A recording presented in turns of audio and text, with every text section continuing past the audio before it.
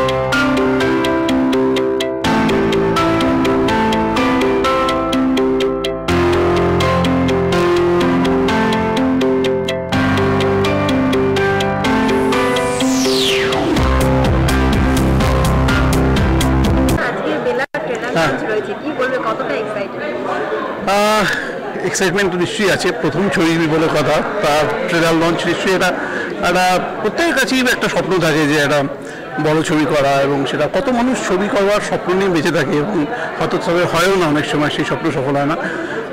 আমাদের হয়তো কর্মজীবনটা শুরু হয়েছে বা পেশাদারি জীবনটা শুরু হয়েছে অন্যভাবে। আমরা সাংবাদিকতা করেছি, আমরা অন্যান্য কাজ করেছি, তার সঙ্গে একটা ছবির স্বপ্নও ছিল। সেটা আজকে হয়তো একটা সেকেন্ড মাইলস্টোন, এটা যেদিনকে বেরোবে সেদিনকে আর একটু খুশি হোক। আর ওই বড় ছবিতে বড় মানুষ যে ঋতুপর্ণা সেনগুপ্ত রয়েছে, তাকে নিয়ে কি বলছেন? দেখো, ঋতুপর্ণা সেনগুপ্ত রয়েছে বলতে এমন একটা ক্যারেক্টার, সেটাকে টেনে নিয়ে যাওয়ার জন্য এমন একটা অভিনেতা লাগে যিনি আর কি এই চরিত্রটার প্রতি জাস্টিস করতে পারেন।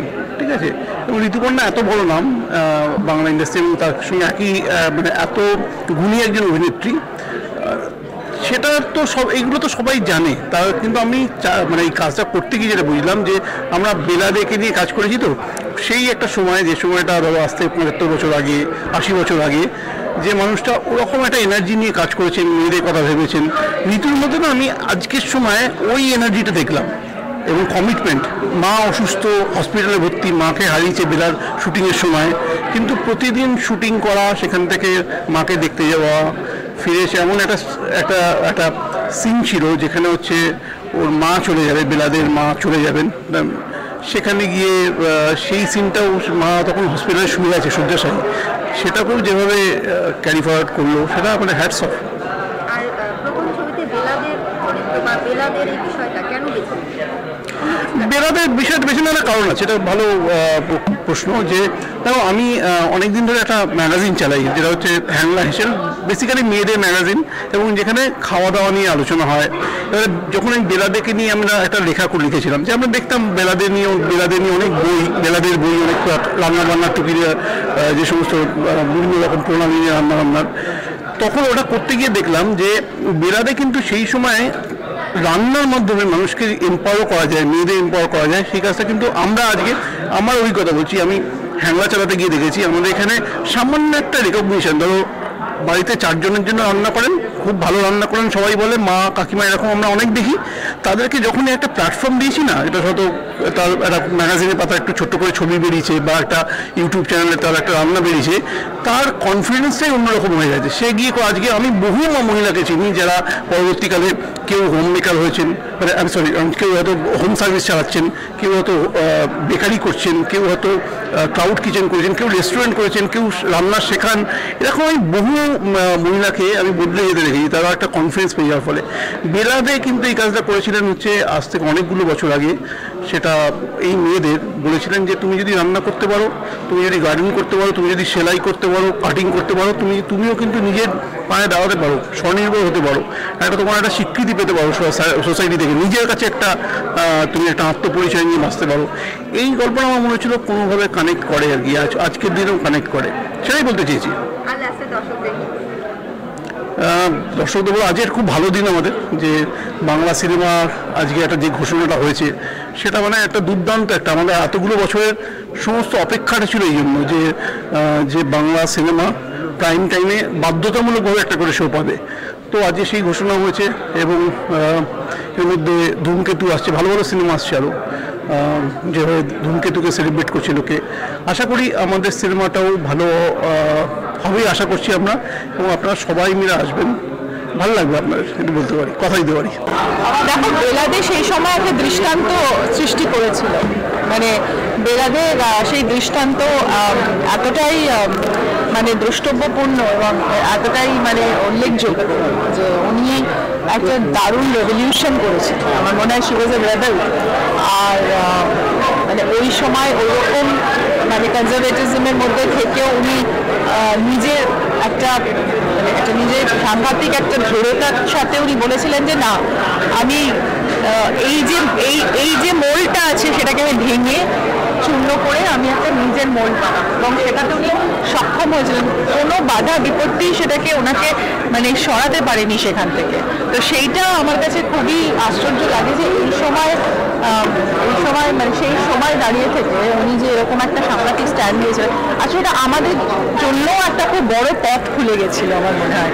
এবং ওনার কথায়, ওনার মানে রান্নার রেসিপিতে অনেক মহিলারা ভাতের হোটেল খুলে ফেলেছিল, এবং সেটা আজও এতটাই রেলিভেন্ট যে আমরা অনেক সময় মোটিভেশনাল টকস শুনি, আমরা এখন ইন্টারনেটে অনেকের মানে অনেক মানে টেড টকার্সদের কথা শুনি, মোটিভেশনাল স্পিচেস শুনি, মানে পডকাস্ট শুনি, কিন্তু তখন তো এইসবের কোনো কনসেপ্ট ছিল না।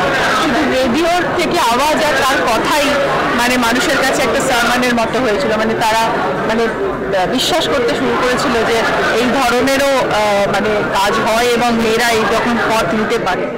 সেই সময় সেগুলো উল্লেখযোগ্য, মানে সেই সময় সেগুলো জানা ছিল না, অজানা ছিল, আর কোনো এক্সপোজার ছিল না, কিছু ছিল না। তার সত্ত্বেও উনি শুধু বেতারের মধ্যে কথা বলে মানুষকে উদ্বুদ্ধ করেছিলেন। এটা তো একটা বিশাল ব্যাপার, মহিলা মহল শুরু হয়েছে। তো আজও আমার মনে হয় ওনাকে মানে কী বলবো, ওনাকে আমরা উনি আমাদের কাছে নমস্য, এবং যারা ওনার সাথে ছিলেন মানে সেই সময় ওনাকেও এনকারেজ করেছিলেন তাদেরকেও আমি বলবো তারাও কিন্তু নতুনভাবে বেলা দেখে চিনতেছে আমাদের। আচ্ছা ঋতুদি, বেলা বেসিক্যালি উইমেন এমপাওয়ারমেন্টের কথা বলে, তো সেই ক্ষেত্রে আজকালকার মেয়েদের ক্ষেত্রে বেলা দিকে কি শেখা উচিত? বেলাতে তো অনেক কিছু শিখিয়ে গেছেন অলরেডি, মানে কি নতুন করে আর মেয়েরা শিখবে, কি শিখিয়ে গেছেন। তো সেখানে আমার ধারণা যে মেয়েরা মানে উনি যে মান তৈরি করে গেছেন মেয়েদের জন্য, যে মান আর সম্মান, এই যে মেয়েদের ফাইন্যান্সিয়াল ইন্ডিপেন্ডেন্স, মান সম্মান যেগুলো উনি তৈরি করে গেছিলেন, সেই পথে আমার মনে হয় চলা উচিত। কারণ প্রত্যেকটি মেয়েরই ফাইন্যান্সিয়ালি ইন্ডিপেন্ডেন্ট হওয়াটা খুব প্রয়োজন, এবং সেটা ইরেসপেক্টিভ তার হাজব্যান্ড কত টাকা রোজগার করলো বা সে কতটা অন্য তার কাছ থেকে কী পেলো, নিজের ইন্ডিপেন্ডেন্সটা কিন্তু নিজের খুব দরকার, সেটা বেলাতে বুঝিয়ে গেছিল। তো আমাকে অনেক কিছুই আমার বেলাদের সবচেয়ে বড় ইন্সপিরেশন হচ্ছে ওই সময়তে উনি লন্ডনে গেছিলেন একটা শুধুমাত্র দেখতে যে ওনার স্বামী কী পরিস্থিতিতে ছিল ওই সময়, ওই যুদ্ধের সময় উনি সেই ডিসিশন নিয়েছিলেন। মানে এত বড় ডিসিশন যে কেউ মহিলা নিতে পারে সেই সময় দাঁড়িয়ে থেকে, যেখানে একটা মানে যেখানে 1 মাস লেগে যেত জাহাজে করে একটা অন্য মানে একটা অন্য মহাদেশে যেতে। তো সেটার যে একটা সাংঘাতিক উনি একটা ডিসিশন নিয়েছিলেন, সেটাও তো বিরাট ব্যাপার। তো এটা আমার কাছে খুব ইন্সপিরেশনাল। আর আরেকটা হচ্ছে যে উনি মানে এই যে ফ্যামিলির থেকে মানে এত গোড়া ফ্যামিলির থেকে উনি নিজে বলেছিলেন যে না, আমার নিজের আদর্শ আমি নিজে তৈরি করব। এবং অবশ্যই আমি বলবো যে বেলাদের বাবা ওনাকে খুব সাপোর্ট করেছিল এবং বাবা পথ দেখিয়েছিল। এবং সত্যি কথা বলতে কি, আমার মা চলে গেলেন এই মানে বেলাদে হতে হতে, কিন্তু ইনফ্যাক্ট এই ছবিতেও একটা দৃশ্য আছে যেখানে মা চলে যায় এবং বেলা এসে হাওয়া করে খাটের উপর শুয়ে কাঁদে। তো আমার মনে হয় জীবন আর সিনেমা কোনো একটা জায়গায় বোধহয় কখনো কখনো মিলে যায়। তো সেটাই হচ্ছে সিনেমার আবিষ্কার, আর সেটাই হচ্ছে আমাদেরও আবিষ্কার সিনেমা থেকে।